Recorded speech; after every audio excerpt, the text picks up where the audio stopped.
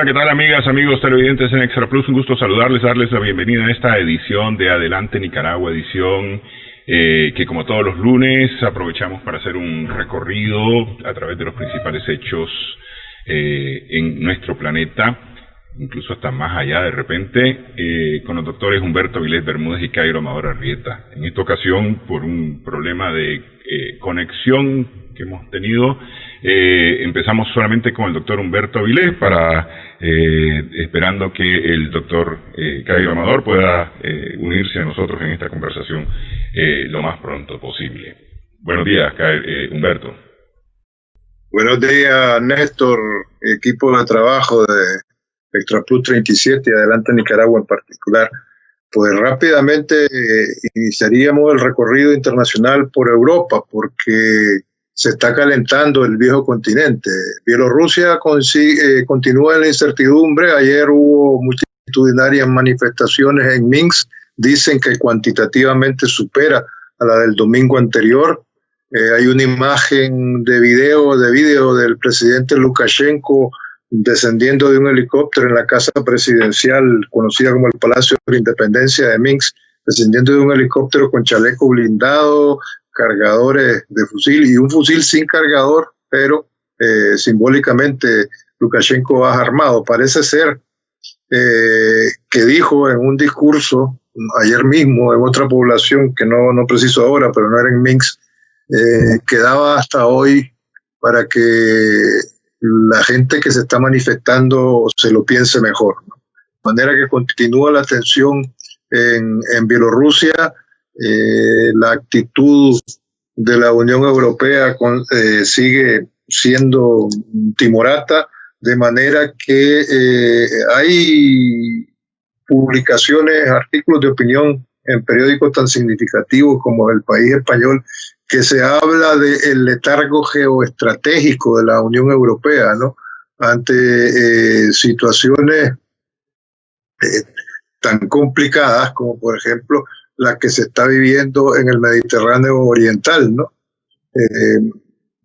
Hay ahí una tensión determinada, no solamente por la guerra civil en Libia, sino también la tensión con Turquía, entre Grecia y Turquía, a propósito de las prospecciones petrolíferas turcas que continúan y no tienen ningún viso de que al menos Turquía piense dar pie atrás en ese sentido. También hay una amenaza constante con la crisis migratoria que se ha agudizado precisamente en Sicilia, donde el presidente del gobierno autónomo de Sicilia o de la región siciliana ha decidido no seguir admitiendo migrantes, porque en lo que va del verano parece que ya han entrado cerca de 7.000 inmigrantes, de manera que el presidente siciliano, Nello Musumeci, ha dicho que el gobierno central no está cumpliendo con su deber y les dio como ultimátum hoy que a la medianoche una ordenanza hecha pública por el gobierno autónomo de Sicilia, en el sentido de que se deben de cerrar los centros de acogida y deben de reubicarse los miles de inmigrantes que están en Sicilia, particularmente en Lampedusa. Pues ellos van a buscar cómo hacer efectiva esa ordenanza que, dicho sea de paso, es desconocida por el gobierno central italiano, donde ni corto ni perezoso el ministro del Interior ha dicho que obviamente en cuestiones migratorias los gobiernos autónomos, como es el caso del de Sicilia, no tienen competencia. Lo que no le ha quedado más remedio que invocar al presidente siciliano Musumeci es que por motivos de salubridad y debido al hacinamiento de la cantidad de migrantes que desborda con creces las capacidades físicas de los centros de acogida, pues ya por motivos de salud y porque está comprobado que entre un 30 y 40% de los migrantes son portadores del coronavirus, pues deberían de prestarle atención a la ordenanza autónoma del gobierno siciliano. Eso por un lado. Por otro lado, para terminar y concluir con Europa, ayer en París, la capital francesa, hubo disturbios derivados de la derrota del Paris Saint-Germain, el club parisino, frente al Bayern de Múnich en la final de la Champions League, de los campeones de Liga de Europa, ¿no? Esos disturbios arrojaron prácticamente 150 detenidos, de manera que hasta por extraños motivos deportivos, extraños para nosotros, ¿no? Aquí no concebimos ese nivel de violencia de los fans de los equipos de fútbol, ¿no? Se está provocando ese tipo de incidentes, ¿no? Y por otro lado, y concluyendo, el Vaticano toma una serie de medidas serias desde el punto de vista financiero ante la crisis derivada, obviamente, del coronavirus, que afecta sensiblemente los bolsillos, las principales fuentes de ingresos del Vaticano, como son los ingresos a los museos vaticanos, que lógicamente por la caída del turismo le arrojan severas pérdidas, de manera que en el primer trimestre, al final del primer semestre, de este año en curso, el Vaticano prevé un déficit de al menos 50 millones de euros. Y se han producido una serie de nombramientos de tecnócratas, todos españoles, están en los cargos clave, especialistas en finanzas y economía, en los cargos claves de la administración financiera del Vaticano, y un conjunto de mujeres muy calificadas, tecnócratas, que tendrán que ver con la nueva administración financiera que intenta de alguna manera hacer frente a la crisis económica del Vaticano, donde, como repito, las cosas no andan nada bien, sino todo lo contrario. Y si a eso le sumamos el rebrote del coronavirus en la mayoría de los países europeos, en particular Alemania, que ha tenido 2.000 casos el último fin de semana, pues podemos hacernos una idea somera de cómo están las cosas por el viejo continente. Eso sería lo que tendría que comentar el día de hoy sobre Europa. Ok, Humberto, decís una posición timorata la de la Unión Europea frente a lo que ha estado ocurriendo en Bielorrusia.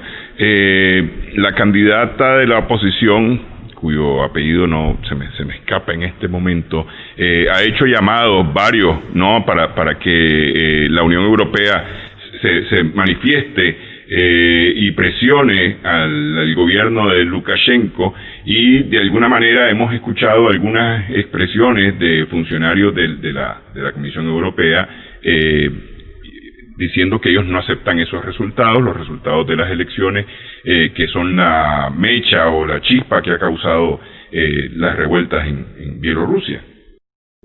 Bueno, pero eso no significa ninguna variante sustantiva con respecto, creo yo, que incluso en el programa del lunes pasado ya comentábamos. Básicamente son las tres cosas, lo mismo que pide la oposición bielorrusa. De eso se hace eco a algunos funcionarios de la Unión Europea, ¿no? Aparte de que se ha abierto el proceso para, valga la redundancia, abrir sanciones contra el gobierno de Lukashenko, siguen pidiendo, o sea, se pronuncian diciendo que no reconocen la libertad ni los resultados justos de las elecciones porque las consideran fraudulentas, particularmente porque no hubo observación internacional. Piden la liberación de todos los detenidos a raíz de las manifestaciones y de las protestas, y que se vaya Lukashenko, ¿no?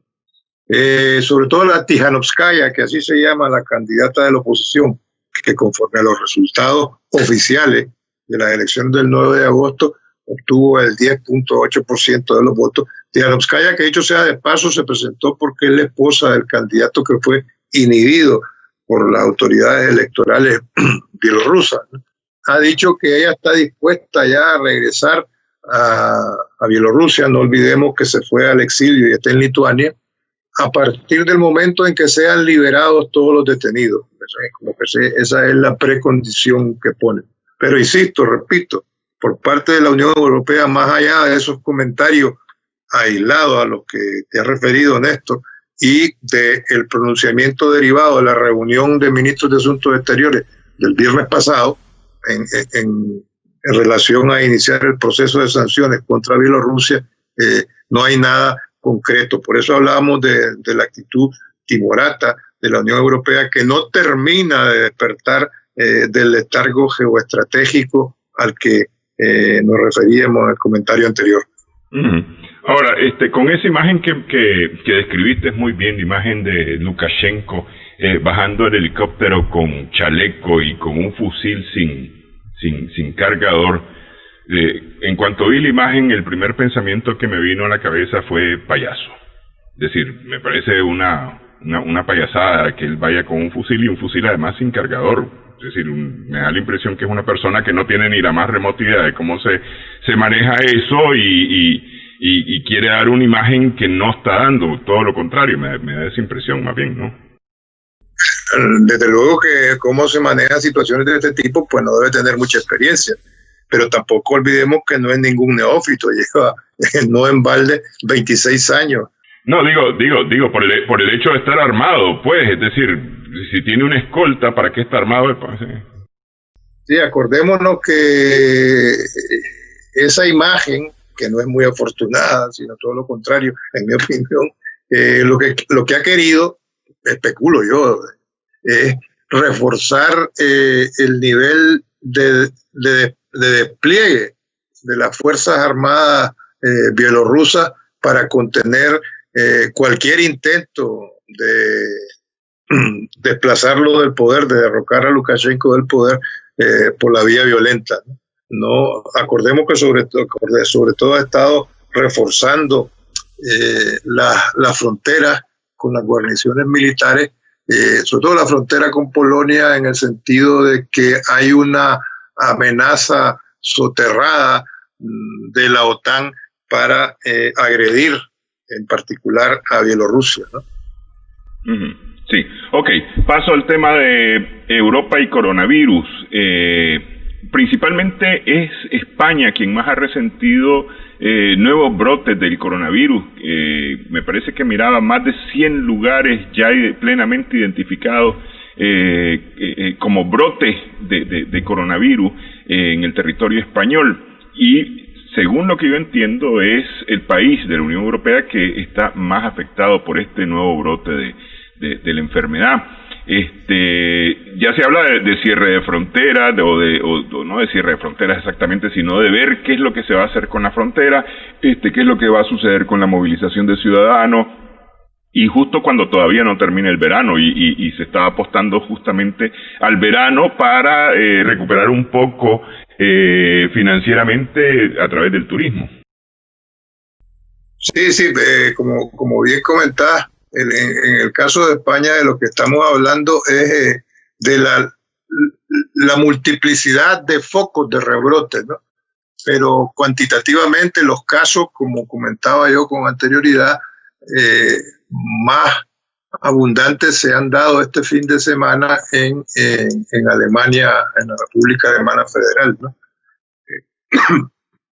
Lo cual no aminora el impacto de los rebrotes en la península ibérica, ¿no? En particular en el Estado español, y sí se están considerando una serie de medidas para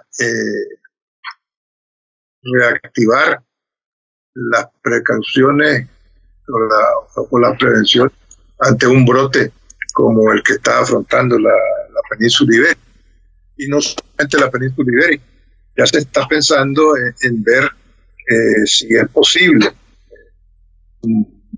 redoblar las precauciones y las prevenciones a nivel del espacio Schengen, ¿no?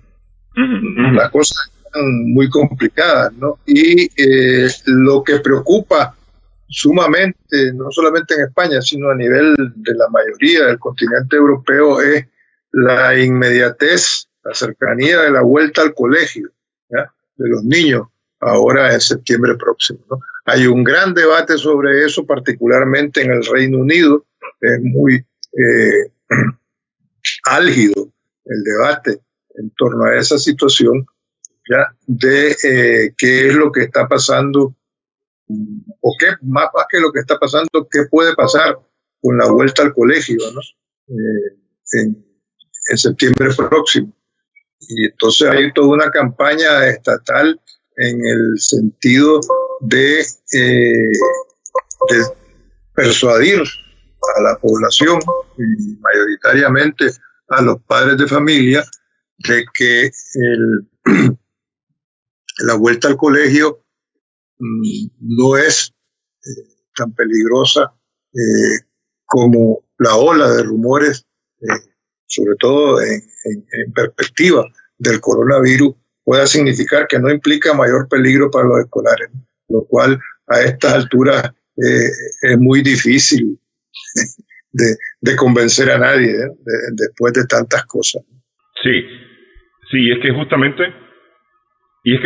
Humberto, este tema del colegio, los alemanes volvieron al colegio, abrieron nuevamente las escuelas, supuestamente con todas las medidas de precaución, las medidas de protección para los niños y para los mismos docentes y trabajadores de las escuelas, y sin embargo tenemos como resultado, o bueno, pues tal vez una cosa muy coincidente, el tema de los rebrotes en Alemania, perdón. Así es, ¿no? Por eso te digo, el afirmar de alguna manera enfáticamente de que la vuelta al colegio no significa, no implica ningún peligro para los escolares, sino que los riesgos son mínimos, pues en el mejor de los casos, según me parece a mí, es bastante aleatorio, por no decir otra cosa. Sí. Bueno, Humberto, sabemos que tenés que irte y que tenés compromiso. Quiero agradecerte por esta parte del programa. Nos vemos el próximo lunes ya con tiempo. Perfecto. Saludos a todos. Cómo no. Gracias, Humberto. Seguimos en Adelante Nicaragua. Hacemos pausa, esperando ya haber restablecido la conexión con Cairo Amador Arrieta para continuar conversando con él este lunes.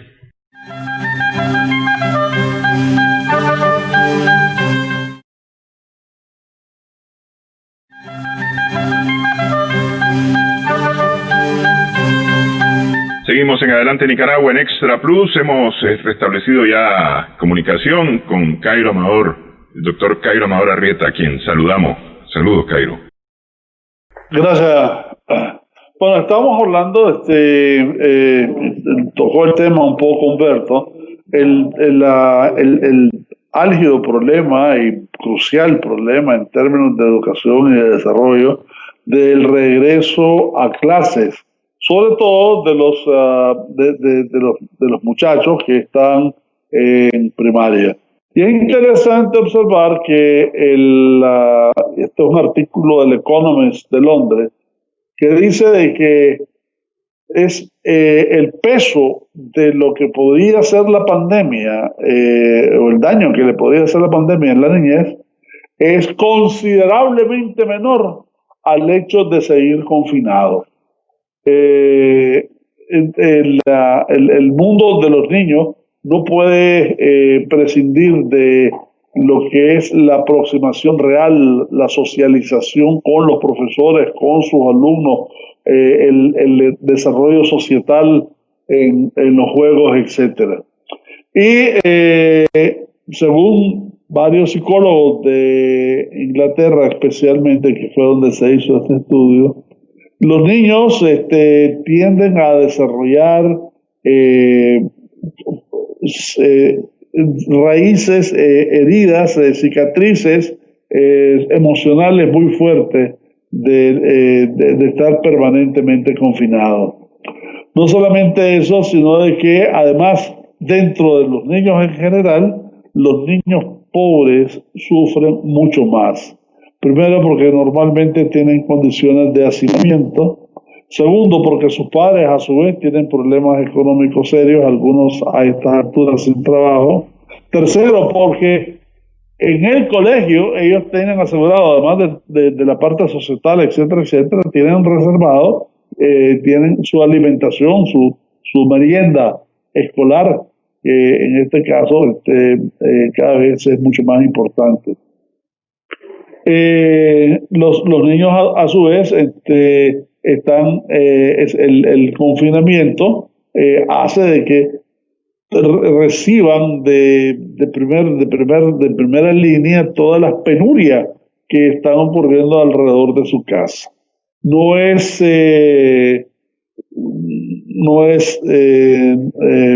casual que todo lo que es la violencia intrafamiliar haya despegado fuertemente en el mundo, específicamente en Estados Unidos. En México hay unos datos escalofriantes sobre eso, en Guatemala igualmente, ¿verdad? Y tener a los niños alrededor de eso, pues no es lo más conveniente. De manera que la reintegración, sobre todo de los niños de primaria, debe ser, en términos de este artículo, una prioridad nacional,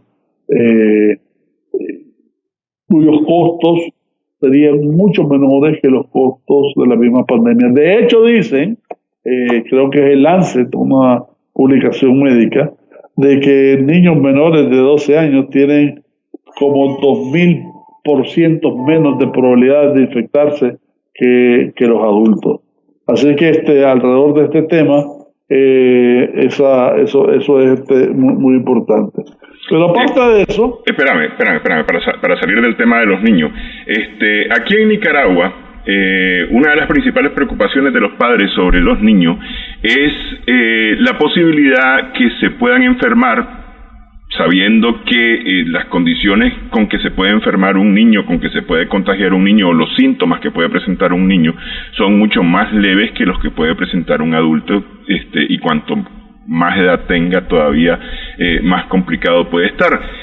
El principal problema es que justamente el hecho de que un niño se puede infectar y puede infectar a los adultos en la casa es el principal temor que tienen los padres. Yo creo que aquí en Nicaragua hay mucha gente que está muy clara de la necesidad que los niños socialicen en las escuelas, que el peso académico que tienen en este momento es muy fuerte de cara a las clases en línea, para los niños que están en clases en línea.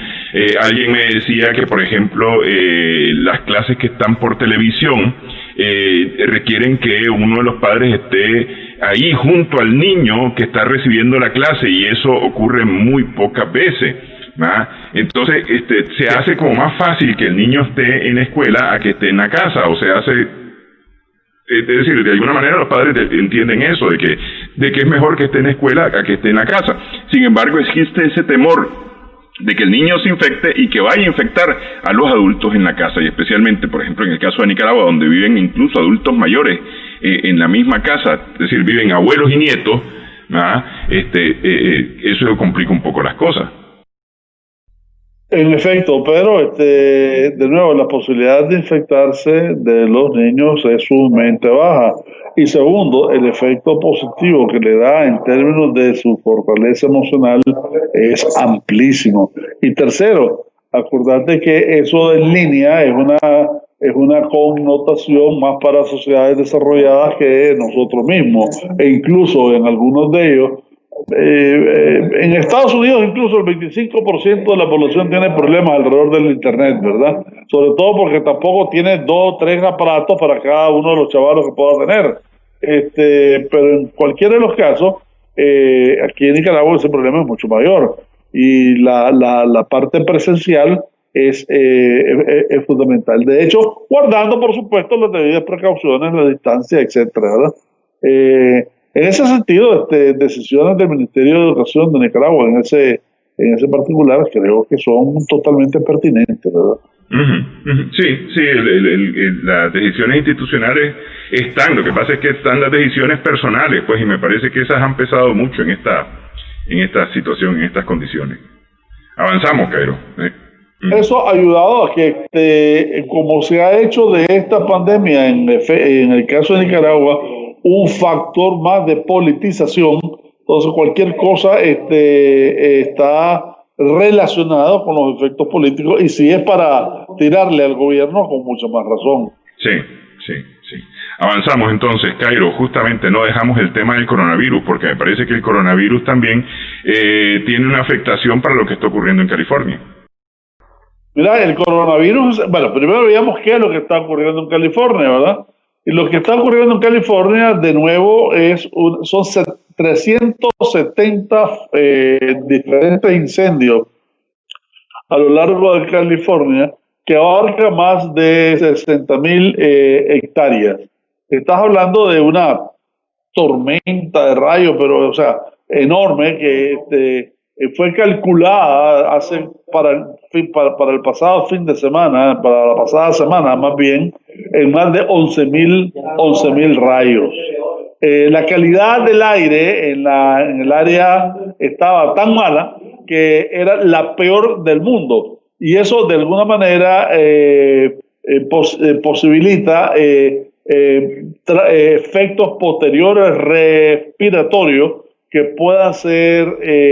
puedan dejar o puedan incidir en vulnerabilidad de los pulmones para efectos precisamente del COVID-19. Y lo interesante aquí es que aquí hay dos tipos de situaciones. Cuando hay crisis que se están imbricando, ¿verdad? Pero hay crisis que se están imbricando con orientaciones diferentes, incluso encontradas. Vos decís, por ejemplo, el COVID-19 hacen llamados para que no salgan de sus casas, pero con los incendios necesariamente tienen que salir. Y entonces ahí te encontrás una situación en que la línea general del comportamiento para cada una de esas crisis se ve alterada. Y alrededor de eso, en Stanford, en Palo Alto, California, hubo un estudio en donde se lee de que la experiencia traumática tiene un factor acumulativo y tiene una incidencia alrededor del desequilibrio emocional. Las diferentes experiencias alrededor del COVID, etcétera, de ahora del desempleo y del fuego y etcétera, y el encarecimiento de la vida y el aprovisionamiento de la comida, etcétera, se acumula. Y en la medida en que se acumula, cada vez que haya un riesgo adicional, el peso de ese riesgo es mucho mayor. Es como, dice Joe Rusek, es como un músculo que tiene una determinada cantidad de energía y una determinada potencia de energía. Es como que a ese músculo le requerís una mayor energía de la que realmente él tiene, de forma que al final lo que vas a hacer es que en términos emocionales tus niveles de ansiedad van a ser mucho más altos y van a ser causas de otras enfermedades y de otras crisis. De forma que todo esto deja cicatrices psicológicas en la mente. Se pregunta qué pasaría, se preguntan en California, qué pasaría si en estas circunstancias en donde ya hay estas crisis imbricadas, en estos momentos se diera el famoso terremoto de las fallas de San Andrés.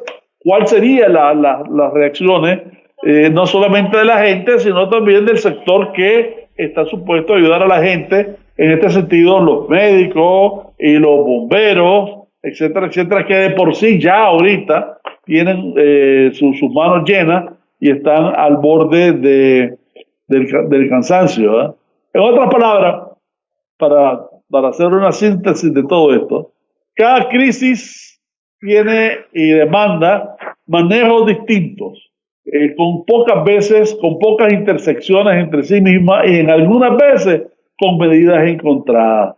En esto encaja la mayor problemática de todas, porque es una sumatoria al final de todo lo que está pasando. O sea, a eso le agregás gente que de alguna manera está aprovechando esta situación para créditos y réditos políticos sectarios, la incidencia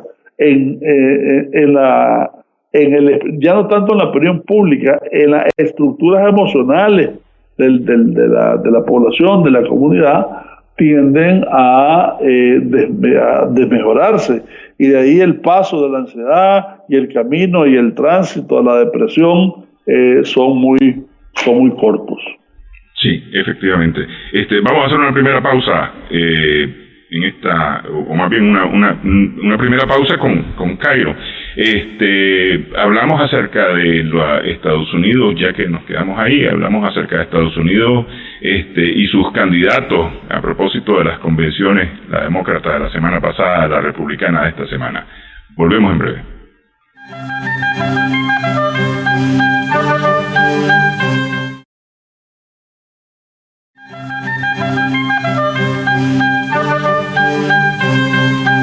Seguimos en Adelante Nicaragua en Extra Plus. Oficialmente Joe Biden es el candidato demócrata a la presidencia de la República y lleva como compañera de fórmula a Kamala Harris, ex fiscal del estado de California, si no me equivoco es el estado de California, ¿no? Y esta semana oficialmente va a quedar nominado en la convención republicana el presidente Donald Trump.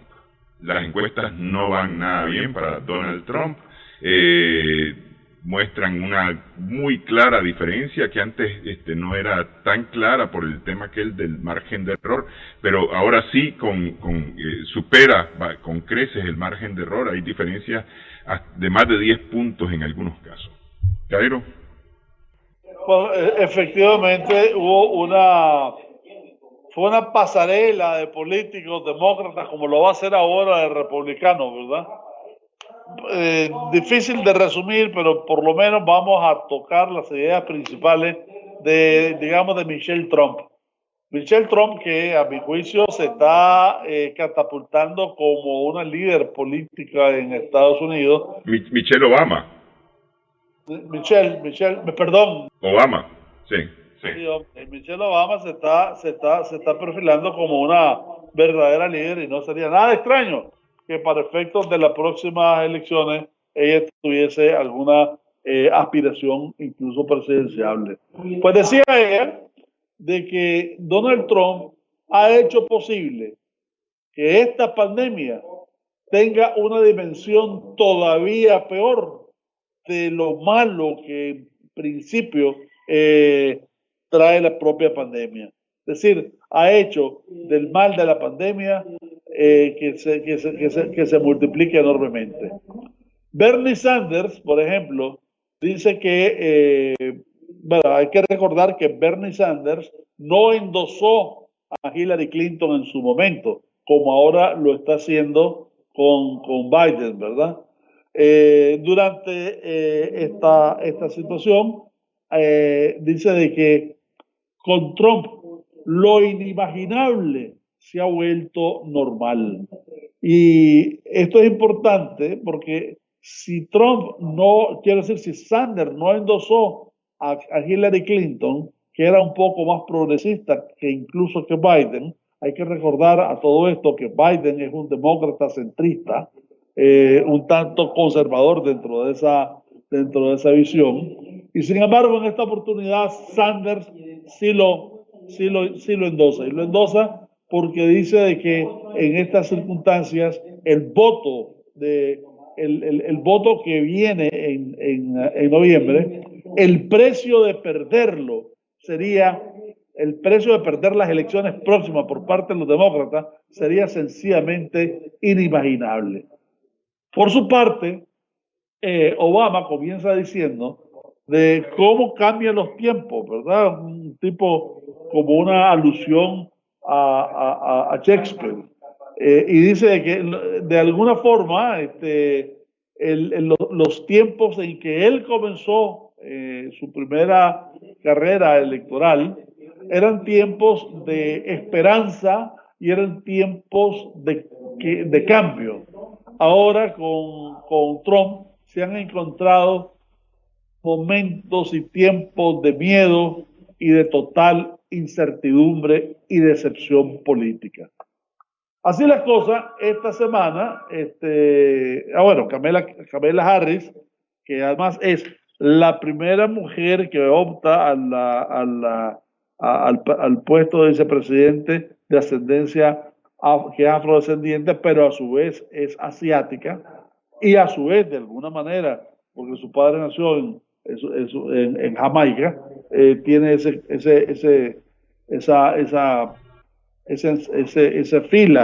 filón latinoamericano.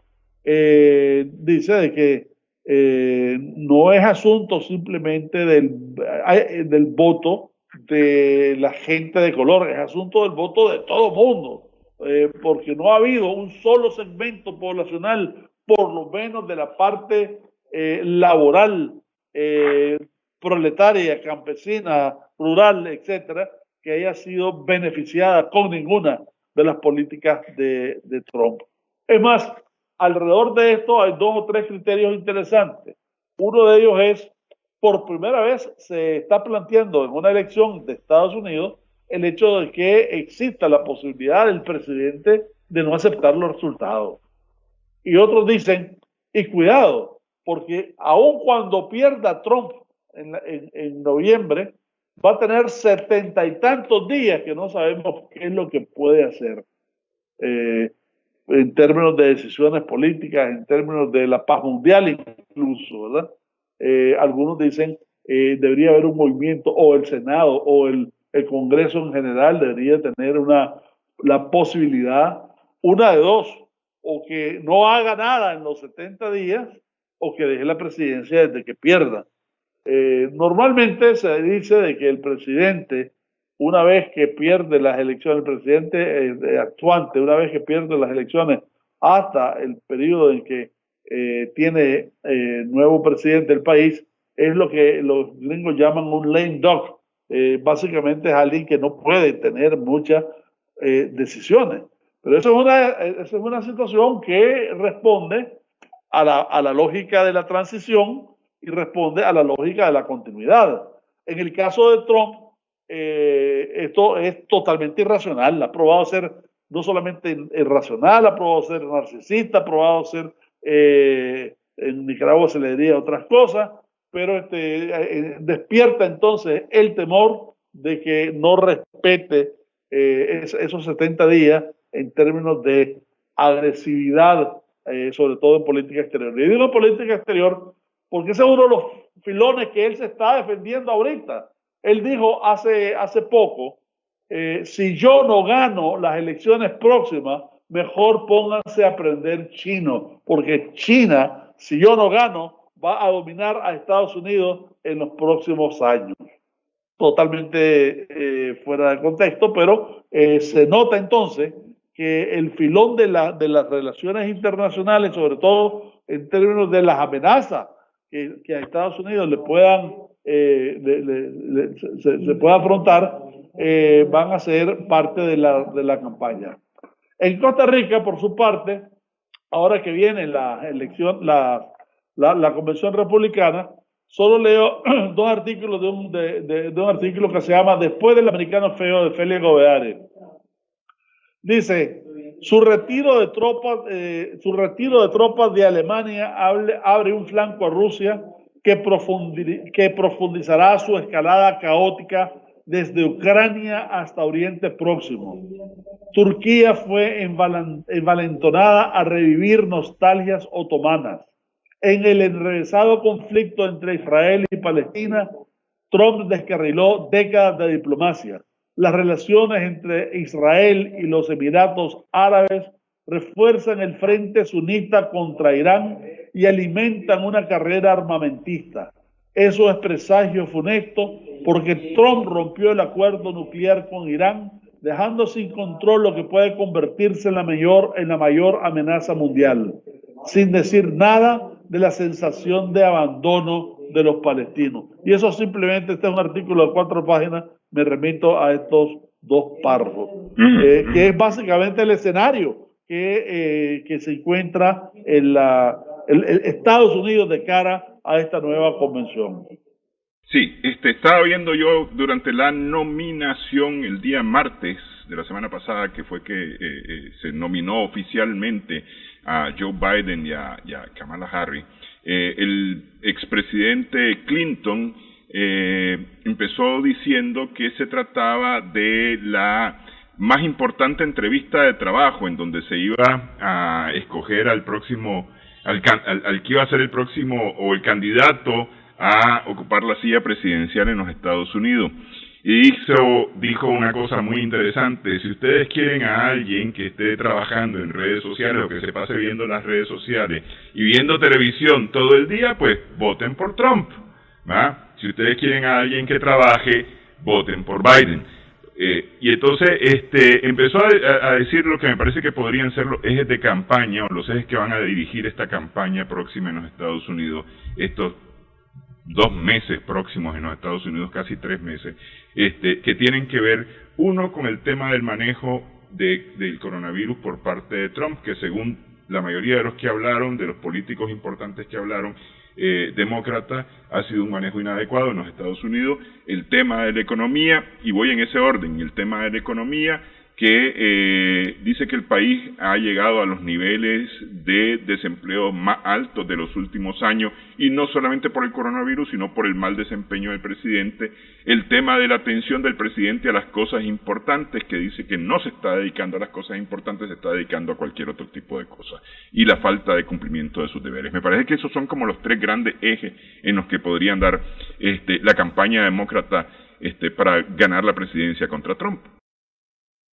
Pero fíjate que yo creo que si él no se está refiriendo a las cosas importantes del mundo, está haciendo bien.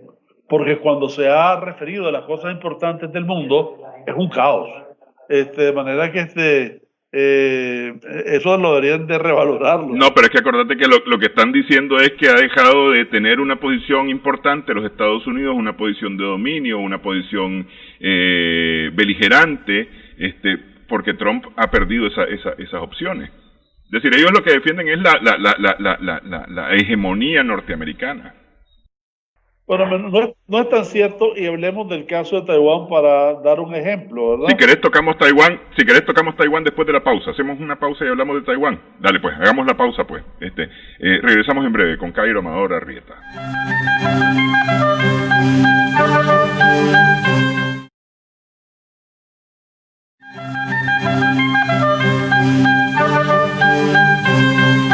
Seguimos en esta edición de Adelante Nicaragua, que estamos conversando con el doctor Cairo Amador Arrieta.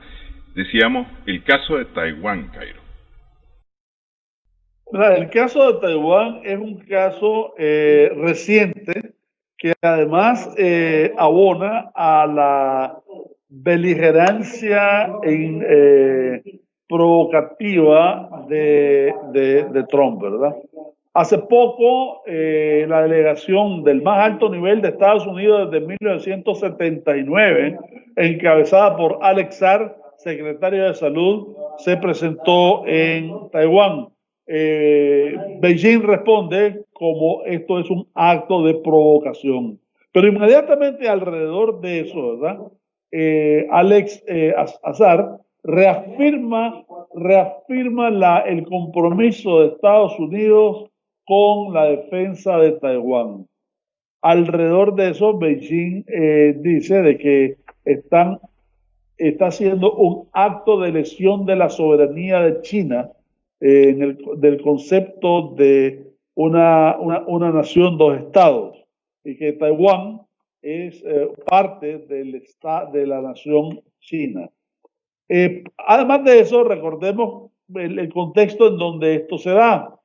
Esto se da en el contexto del cierre, por un lado, del consulado de Houston y el consulado y posteriormente de un consulado de China de Estados Unidos. Se da en el contexto de sancionar a funcionarios de Hong Kong y además de cancelar tratados bilaterales con Hong Kong. Se da en el contexto del veto contra WeChat y el TikTok, además de Huawei, que fue eso salió el viernes de esta semana, y en el contexto de barcos de guerra de Estados Unidos que están, incluyendo el Roosevelt, que es uno de los portaaviones, y otros que están en los mares del sur de China. Ventas a su vez de armas sofisticadas a Taiwán aprobadas por Trump por un valor de más de $200 billones, que incluye, dicho sea de paso, el famoso F-35, que es dentro de los aviones de combate uno de los más sofisticados de la Fuerza Aérea de Estados Unidos. aparte de misiles Patriot y de las nuevas versiones, misiles tierra-aire y lanchas y barcos de guerra. China, a su vez, responde con un despliegue naval cerca del estrecho de Taiwán. En esas circunstancias, Taiwán responde con un desplegado de su fuerza aérea alrededor de la isla. Todo esto son momentos muy complicados. Los chinos no andan jugando mucho y da la impresión que la paciencia se le está acabando. Y están alrededor también, en el caso de Taiwán, de las exequias del que fue uno de sus grandes dirigentes, que murió relativamente hace poco, el expresidente Lee Teng-hui, del Kuomintang. Fue el segundo presidente de Taiwán y el primero no nacido en la isla. Perdón, el primero nacido en la isla, porque el primer presidente fue Chiang Ching-kuo, que fue nacido en China continental. El efecto del presidente Lee Teng-hui es muy importante porque de alguna manera en un momento determinado él quiso tener la postura de acercarse mucho a China, de acercar el partido Kuomintang a China, y en su momento fue causa incluso de su expulsión del Kuomintang. Fue presidente provisional de 1981-84, la muerte de Chiang Kai-shek, y después del 84. En 1991, él derogó las disposiciones temporales contra la rebelión comunista y convocó a elecciones legislativas libres que se dieron en 1996. Le fue sucedido por Chen Shui-bian en el año 2010. Y es considerado uno de los líderes de esta nueva nación surgida después de la Revolución China en 1948. Estaban esperando de alguna manera qué clase de delegación internacional iba a ser la que representaría a Estados Unidos en las exequias, y la verdad que no se le dio mucha difusión a esto, pero la situación ahorita en Taiwán está altamente complicada con relación a Beijing. No solamente eso, sino que Robert Kagan del Consejo de Relaciones Exteriores, una instancia, un think tank privado, habla de que China ya tiene incluso planes para invadir Taiwán, y que eso sería una conmoción terrible alrededor del mundo, porque dejaría a Japón y a Corea del Sur, a Malasia y a todos los países del ASEAN, incluyendo Vietnam, en una posición altamente irregular en términos de las expectativas que pudiesen derivarse de la caída de Taiwán y del posicionamiento geoestratégico que tiene la isla alrededor de estos países. Incluso se habla en algunos casos de que este plan estaba diseñado para llevarse a cabo, ya sea o durante las elecciones o en el periodo de la transición. Se supone de que, por el otro lado, ya hay conversaciones entre los militares del Pentágono y los militares del Ejército Popular Chino, y ya se van a reanudar las negociaciones sobre el comercio. En cualquiera de los casos, esto contribuye más a esa larga ola expansiva de especulación sobre qué es lo que pudiera o no hacer el presidente Trump.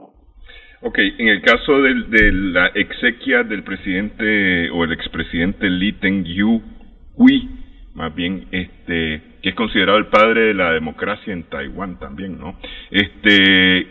¿Quién llegó de Estados Unidos? ¿Cómo estuvo conformada la delegación? No lo sé, estuve indagando y no pude encontrar ni una relación de todas las delegaciones que llegaron, porque independientemente de todo, Taiwán tiene relaciones comerciales con muchos países. De Nicaragua no sé quién llegó, por ejemplo.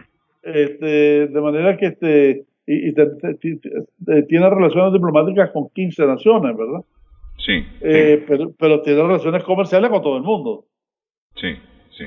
Fíjate que en el caso de un país, dos estados, que es lo que promociona China en cuanto a su relación con Taiwán, estaba viendo la página del Ministerio de Salud o de la Autoridad de Salud China, y en sus datos sobre el coronavirus tienen la provincia de Taiwán, y la tienen así como un estado especial, como Hong Kong, como como un estado especial, y dan los datos de el avance del coronavirus o el estado del coronavirus en Taiwán, el Ministerio de Salud de la República Popular de China.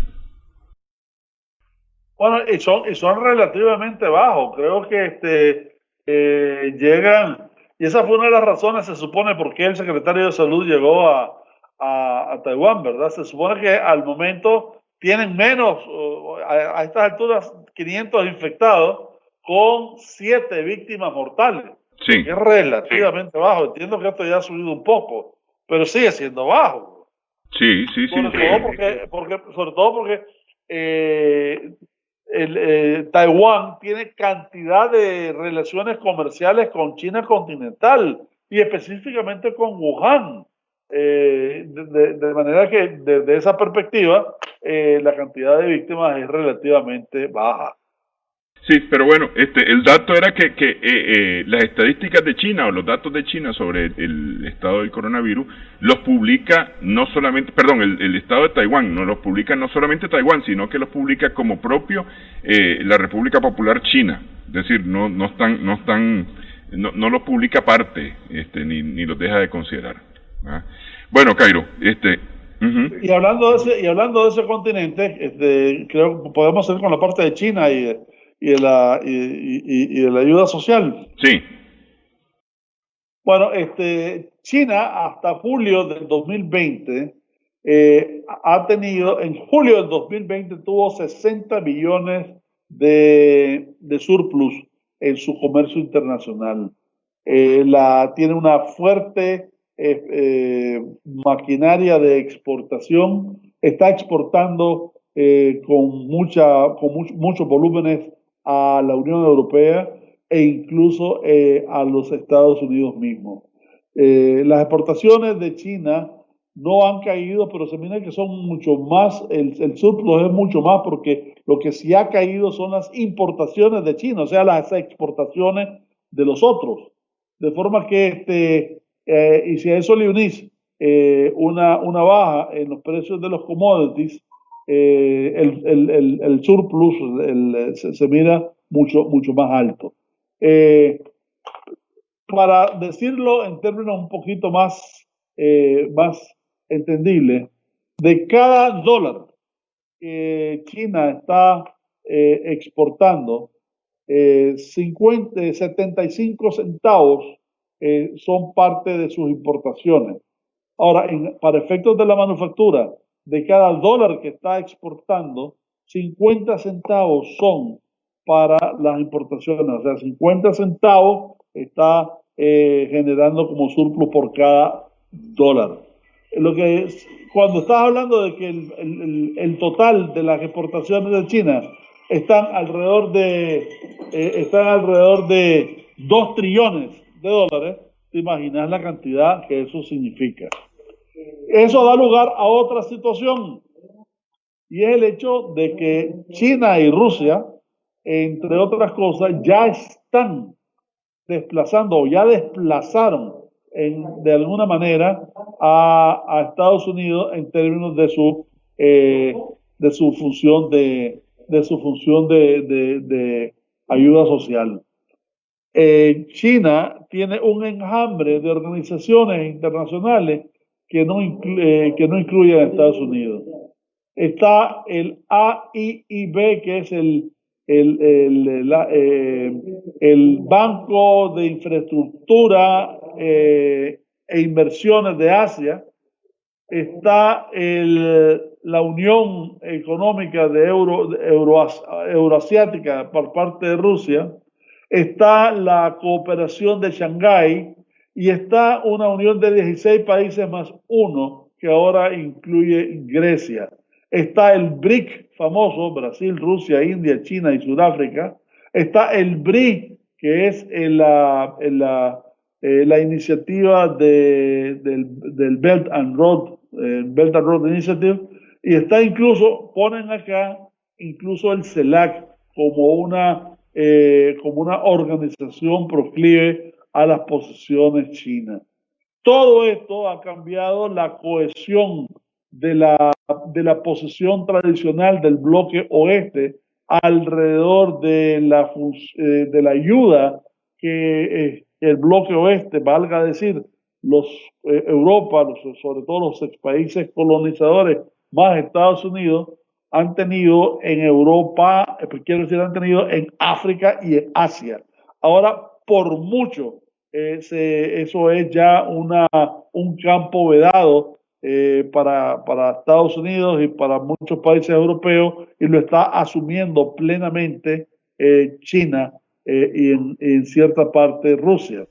De forma que la China en estos momentos, y esto ha sido un proceso, ¿no? Para el año, por ejemplo, para el 2004, China tenía 354 millones de ayuda exterior contra 395 millones de Estados Unidos. Eso era en el momento casi del punto de inflexión, en donde ya a partir del 2006-2007, China tiene muchísimo más, tiene dominio alrededor de las ayudas internacionales al resto de los países. Porque China ha seguido creciendo su aporte y Estados Unidos ha decrecido fundamentalmente su aporte al exterior, sobre todo con la administración Trump. Bueno, pues así están las cosas, Cairo. Desafortunadamente, porque esto es para que todavía nos dediquemos un programa completo, la verdad, hablar de este tema, sí. Pero bueno, sirva como para picar la rana, como se dice popularmente, y hincarle la curiosidad a quien quiere investigar un poquito más. Gracias, Cairo. Nos vemos el próximo lunes, cómo no, muchísimas gracias. Gracias también a nuestros amigos televidentes por su sintonía en esta edición de Adelante Nicaragua. Esperamos que el programa haya sido de provecho para usted.